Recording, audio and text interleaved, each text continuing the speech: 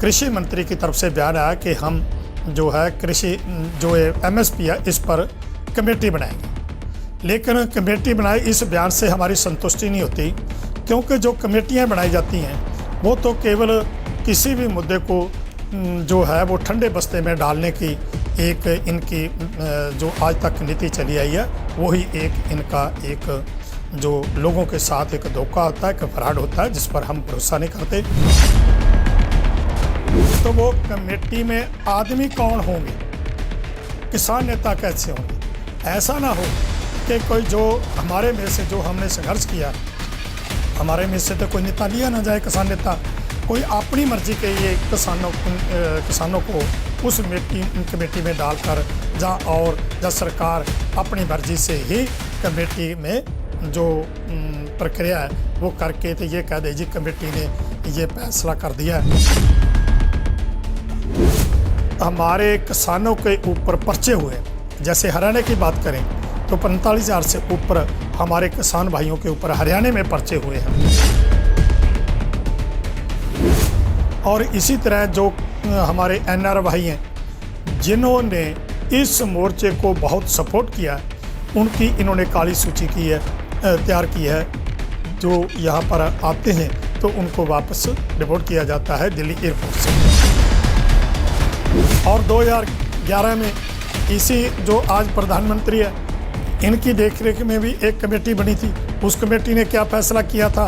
उस वक्त तो ये कहते थे कि कानून की जो है ये एमएसपी की गारंटी होनी चाहिए, कानून के तहत बननी चाहिए।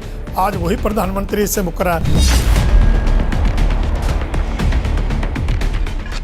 किसान आगू बलदेव सिंह सिरसा ने किसान मोर्चे की मीटिंग च विचारे गए मुद्दों की संखेप च जानकारी साझी की है।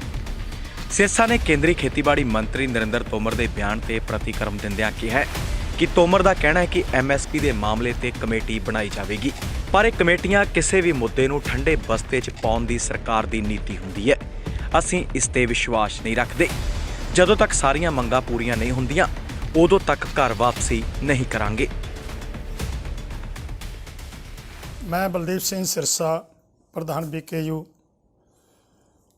पंजाब, ये बताना चाहता हूँ कि आज हमारे संयुक्त मोर्चे की मीटिंग हुई। इस मीटिंग में जो हमारे मुख्य एजेंडे थे उन पर विचार चर्चा हुई। जैसे कि प्रधानमंत्री ने 19 तारीख को तीनों खेती विरोधी कानून रद्द करने की बात करी थी और उसके बाद 24 तारीख को कैबिनेट की मीटिंग में उन कानूनों को रद्द करने के लिए एजेंडा रख के पास कर दिया। और जो 29 तारीख को पार्लियामेंट सेशन चल रहा है उसमें ये बिल लाकर ये तीनों खेती विरोधी जो कानून है, कृषि विरोधी कानून है, तीनों ही इनको रद्द करने का वचन दिया है। और आज हमने इसके संबंध में मीटिंग में ये फैसला किया कि जब सरकार इन कानूनों को रद्द करने के लिए कुछ आगे आई है तो हमारा भी फर्ज बनता है कि हम भी इस जो 29 तारीख को संसद मार्च का ऐलान किया था उसको भी कुछ दिन के लिए पोस्टपोन कर दें।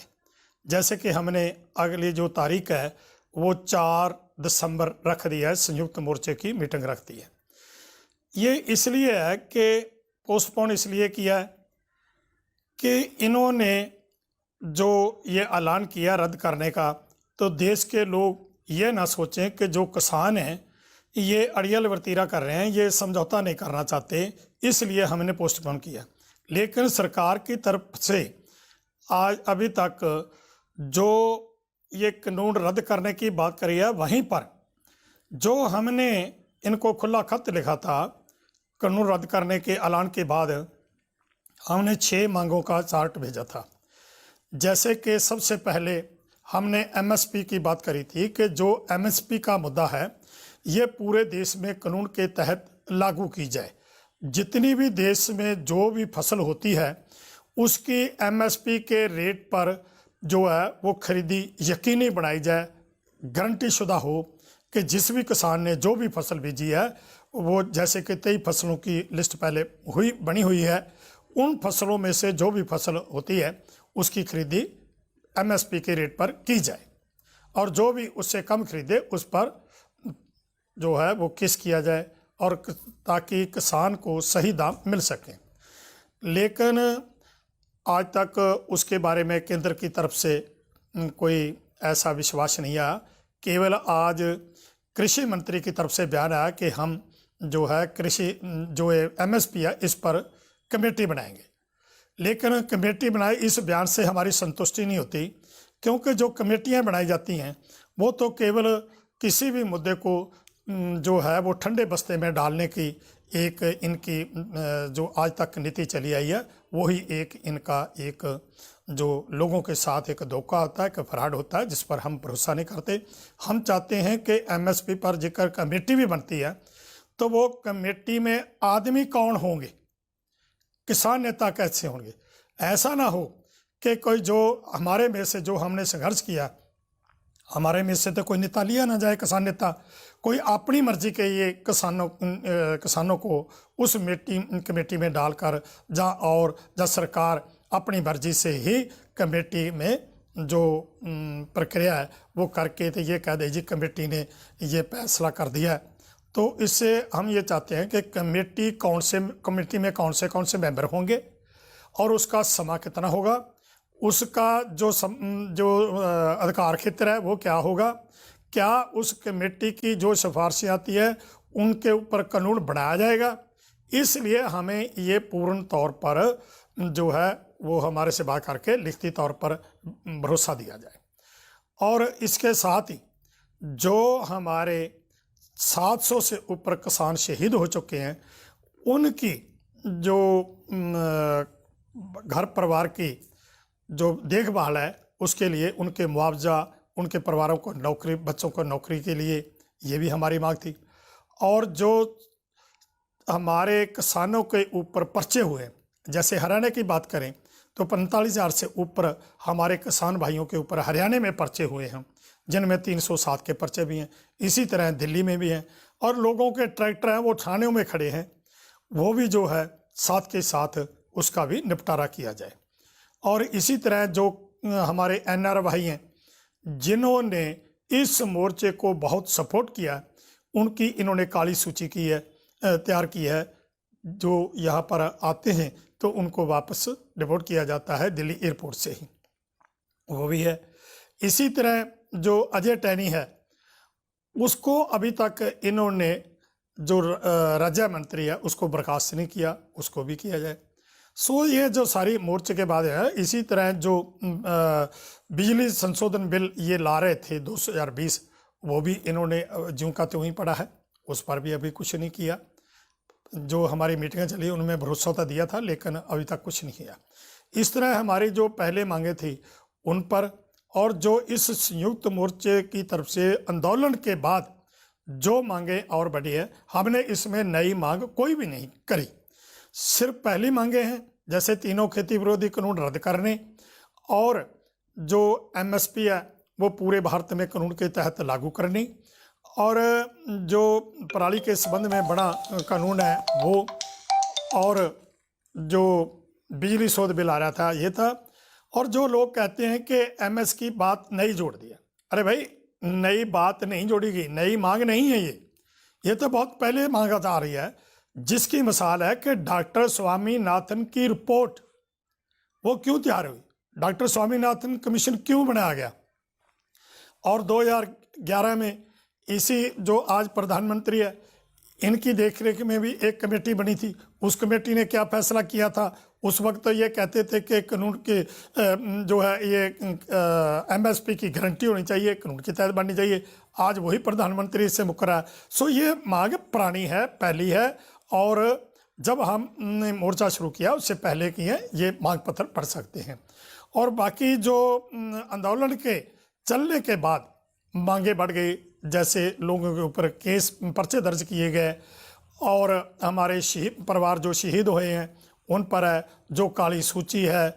सो ऐसे ऐसे जो कानून जो नई मांग है वो नई मांग कोई नहीं है, वो संयुक्त मोर्चे की तरफ से आंदोलन खड़ा करने के बाद जो हमारी समस्या बनी वो मांग है।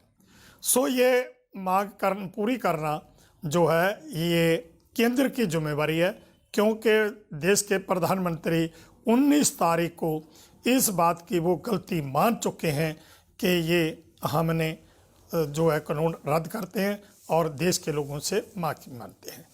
लेकिन ये कोई नई बात नहीं है, इसलिए ये जो प्रधानमंत्री जी ने गलती मानी है तो इसका मतलब ये हुआ कि उन्होंने गलत कानून बनाए, जिसके कारण हमें आंदोलन शुरू करना पड़ा।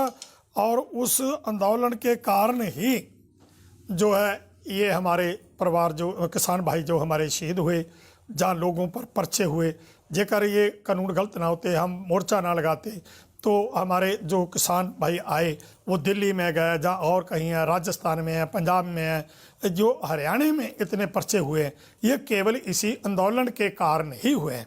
जो काली सूची इन्होंने आंदोलनकारियों को सपोर्ट करने के कारण हमारे NRA भाइयों को दिया, वो भी आंदोलन के कारण है। सो जितनी देर ये मांगे पूरी नहीं हो जाती, हम उतनी देर यहाँ से जाने वाले नहीं हैं। उतनी देर ये आंदोलन है जो इसी तरह जैसे पहले चलता आ रहा है, इसी तरह चलता रहेगा। और जो कई भाई इस पर शंका करते हैं कि पंजाब के लोग जो है ये शायद तीनों कानून रद्द होने के बाद, कानून बनने के बाद, कानूनी तौर पे ये रद्द किए जाएंगे तो शायद पंजाब के लोग चले जाएंगे। अरे भाई, पंजाब के लोग नहीं जाने वाले। हमारा जो इतिहास है, आप देखिए कि गुरु नानक देव जी से लेकर जिस वक्त बाबर का राज था, तो बाबर को गुरु नानक देव जी ने जाबर कहा, उसकी फौज को पापियों की जंज कहा। और जैसे आता है वाणी में भी आता है, पाप की जंज लै काबलों दहाया, जोरी मांगा दान वे लालो। लालों को संबोधन करके उन्होंने ये शब्द का उच्चारण किया था। उसके बाद भी समय समय हमारे 10 गुरुओं में से, जैसे 5वें गुरु ने भी शहादत दी, 6वें गुरु ने म्यांमार के ये जंगें लड़ी, और उसके बाद 9वें गुरु ने भी शांतमयी शहादत दी थी। उसी शांतमयी शहादत के हम रास्ते पर चलते हुए, गुरुओं के रास्ते पर चलाए हुए रास्ते पर चलते हुए हमने ये शांतमयी मोर्चा चलाया, और आज हम जीत की कगार पर पहुँचे हैं और कौम का ये पूर्ण योगदान है। सो उस वक्त तो हम जो कुछ भी किया बिना वादे के किया, गुरुओं के रास्ते पर चलते हुए हमने अपनी जिम्मेवारी समझी और किया। इसी कारण ये आंदोलन हम पंजाब से लेकर चले थे कि ये देश के सभी लोगों के पेट के ऊपर लात बज रही है, चाहे वो किसान है, चाहे मजदूर है, चाहे मुलाजिम है, चाहे कोई ट्रांसपोर्टर है, कोई किसी भी वर्ग से जुड़ा हुआ, सब पर ये इसका असर होना था। ये पेट का सवाल था, जिसलिए हम चले। और आज ये जो आंदोलन शुरू किया, ये ठीक है कि ये पंजाब से चला, लेकिन पंजाब से चलकर ये हरियाणा को साथ में लिया, राजस्थान को लिया, यूपी को लिया। आज ये आंदोलन पूरे देश का बन चुका है। और हम ये कह सकते हैं कि ये आंदोलन ठीक है, शुरू पंजाब से हुआ, लेकिन जो आज जीत के मंजिल पर पहुंचे हैं, ये अकेले पंजाब के कारण नहीं है, ये देश के सभी लोगों का सहयोग है। और हरियाणा का तो बहुत बढ़कर है, जिन्होंने मुख्यमंत्री का हेलीकॉप्टर किसी भी गांव में नहीं उतरने दिया, उन लोगों को भी बढ़िया। और लखीमपुर खीरी के जो हमारे शहीद हुए हैं, उनका भी इसमें बहुत योगदान है। और एक बहुत बड़ा सवाल है कि जैसे लखीमपुर खीरी में हमारे 18-19 साल के बच्चे जाते रहे, अब उनका जो बाप है, जो उनका परिवार है, वो धान लेकर मंडी में जाता है, और उसका धान जो है वो 1000-1100 में खरीदा जाता है। तो वो सोचेगा कि ये क्या हुआ, मेरे बेटे की शहादत भी होगी, इसीलिए हुई थी, और मेरा वह हमारे लोगों का, किसान भाइयों का जो धान है उसी रेट पर बिक रहा है, 1000-1100 पर बिक रहा है, इस पर MSP क्यों नहीं मिल रही, हमें एक पूरा रेट क्यों नहीं मिल रहा। तो वो सोचेगा तो क्या सोचेगा। इसलिए भाई, हमने जो वादा किया था, एक तो वो वादा निभाएंगे और अपने इतिहास को कायम रखेंगे। पंजाब के लोग ये आंदोलन जीतने के बगैर यहाँ से नहीं जाएंगे। ਦੱਸ ਦਈਏ ਕਿ ਦਿੱਲੀ ਦੀਆਂ ਸਰਹੱਦਾਂ ਤੇ ਬੈਠੇ ਕਿਸਾਨਾਂ ਨੂੰ 1 ਸਾਲ ਦਾ ਸਮਾਂ ਹੋ ਚੁੱਕਿਆ ਹੈ। ਇਸੇ ਦੇ ਚੱਲਦਿਆਂ ਦੇਸ਼ ਦੇ ਪ੍ਰਧਾਨ ਮੰਤਰੀ ਨਰਿੰਦਰ ਮੋਦੀ ਵੱਲੋਂ ਤਿੰਨੇ ਖੇਤੀ ਕਾਨੂੰਨ ਵਾਪਸ ਕਰਨ ਦਾ ਫੈਸਲਾ ਵੀ ਕੀਤਾ ਗਿਆ ਹੈ। ਪਰ ਕਿਸਾਨਾਂ ਦਾ ਕਹਿਣਾ ਹੈ ਕਿ ਜਦੋਂ ਤੱਕ MSP ਦੀ ਕਾਨੂੰਨੀ ਗਰੰਟੀ ਨਹੀਂ ਮਿਲਦੀ ਤੇ ਹੋਰ ਮੁੱਦੇ ਹੱਲ ਨਹੀਂ ਹੁੰਦੇ, ਉਦੋਂ ਤੱਕ ਘਰ ਵਾਪਸੀ ਨਹੀਂ ਹੋਵੇਗੀ। Bureau report D5 channel Punjabi. D5 channel Punjabi ਹੁਣੇ ਸਬਸਕ੍ਰਾਈਬ ਕਰੋ, ਬੈਲ ਆਈਕਨ ਤੇ ਕਲਿੱਕ ਕਰੋ। ਬਾਣੀ ਗੁਰੂ ਗੁਰੂ ਹੈ ਬਾਣੀ, ਵਿੱਚ ਬਾਣੀ ਅੰਮ੍ਰਿਤ ਸਾਰੇ। ਗਿਆਨੀ ਸਾਹਿਬ ਸਿੰਘ ਜੀ ਸ਼ਾਹਬਾਦ ਮਾਰਕੰਡਾ ਵਾਲਿਆਂ ਨਾਲ ਕਰੋ ਸਿੱਧੀ ਗੱਲਬਾਤ ਤੇ ਜਾਣੋ ਗੁਰਬਾਣੀ ਦੇ ਅਰਥ। ਰੋਜ਼ਾਨਾ ਪਾਠ ਕਰਨ ਵਾਲੇ ਇਹ ਪ੍ਰੋਗਰਾਮ ਜ਼ਰੂਰ ਦੇਖਣ ਤੇ ਗੁਰੂ ਸਾਹਿਬ ਦੀਆਂ ਅਸੀਸਾਂ ਦੇ ਪਾਤਰ ਬਣਨ। ਦੇਖਣਾ ਨਾ ਭੁੱਲਣਾ ਸਾਡਾ ਖਾਸ ਪ੍ਰੋਗਰਾਮ ਗੁਰਬਾਣੀ ਗਿਆਨ, ਐਤਵਾਰ ਸਵੇਰੇ 7 ਤੋਂ 8 ਵਜੇ ਤੱਕ D5 ਚੈਨਲ ਪੰਜਾਬੀ ਤੇ। ਕੀ ਹੁੰਦੀ ਹੈ ਜਮ੍ਹਾਂਬੰਦੀ, ਕਿਵੇਂ ਬਣਦੀ ਹੈ ਵਸੀਅਤ, ਜ਼ਮੀਨ ਜਾਇਦਾਦ ਦੇ ਹਰ ਮਸਲੇ ਤੇ ਕਰਾਂਗੇ ਚਰਚਾ। ਦੇਖਣਾ ਨਾ ਭੁੱਲਣਾ ਸਾਡਾ ਖਾਸ ਪ੍ਰੋਗਰਾਮ naibtehsildar.com ਕਾਨੂੰਨ ਜਾਇਦਾਦ ਦਾ।